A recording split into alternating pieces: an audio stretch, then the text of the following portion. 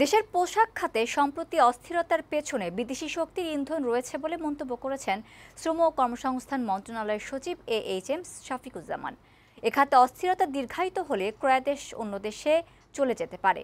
ষড়যন্ত্রকারীরা পোশাক খাতে বিশৃঙ্খলা তৈরিতে সচেষ্ট রয়েছে, তবে সরকারের যথাযথ উদ্যোগে বর্তমানে কোনো অস্থিরতা নেই। শ্রম অধিকার ও পোশাক খাতে অস্থিরতা নিয়ে ডিবেট ফর ডেমোক্রেসি আয়োজিত ছায়া সংসদে এসব কথা বলেন শ্রম সচিব। তিনি বলেন, গত 15 বছরে শ্রমিক কল্যাণ তহবিল নিয়ম মেনে পরিচালিত হয়নি। বর্তমান সরকার এই তহবিল পরিচালনায় সর্বোচ্চ স্বচ্ছতা ও জবাবদিহিতা নিশ্চিত করেছে।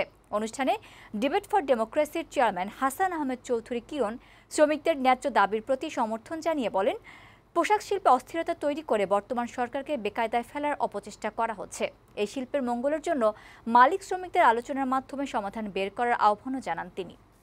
90% উপরে গার্মেন্টসগুলো কিন্তু ভালোভাবে চলছিল।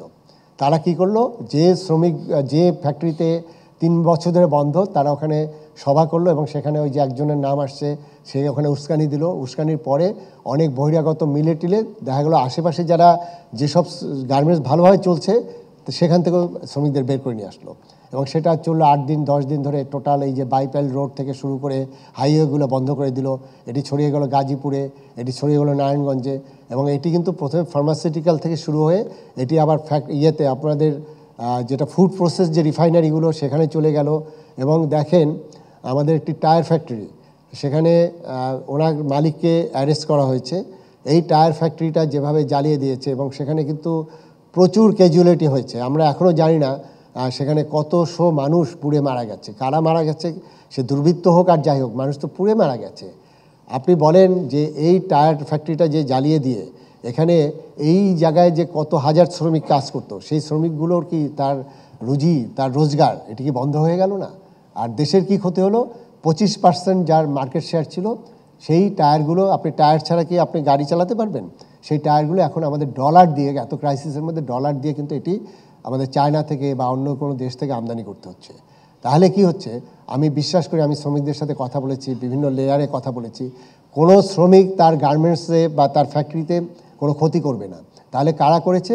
যে বাইরে থেকে এসে করেছে। পোশাক কারখানাগুলোতে সাম্প্রতিক অস্থিরতার জন্য দেশি বিরোধী যদি কোনো ষড়যন্ত্র থেকে থাকে, সেই ষড়যন্ত্রকে মোকাবেলা করবার জন্য গোয়েন্দা সংস্থার মাধ্যমে তদন্ত করে আমাদেরকে দেখতে হবে এই ষড়যন্ত্র কারা করছে।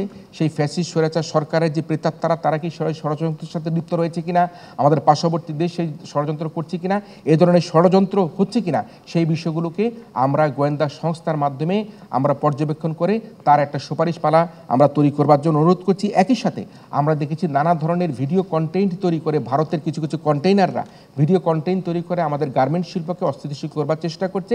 বিটিআরসির কাছে অনুরোধ করব, যারা গার্মেন্টস শিল্পে এ ধরনের অস্থিরতা তৈরি করবার চেষ্টা করছে, তারা যাতে এই ধরনের ভিডিও কন্টেন্টগুলো তারা বন্ধ করে দেয়।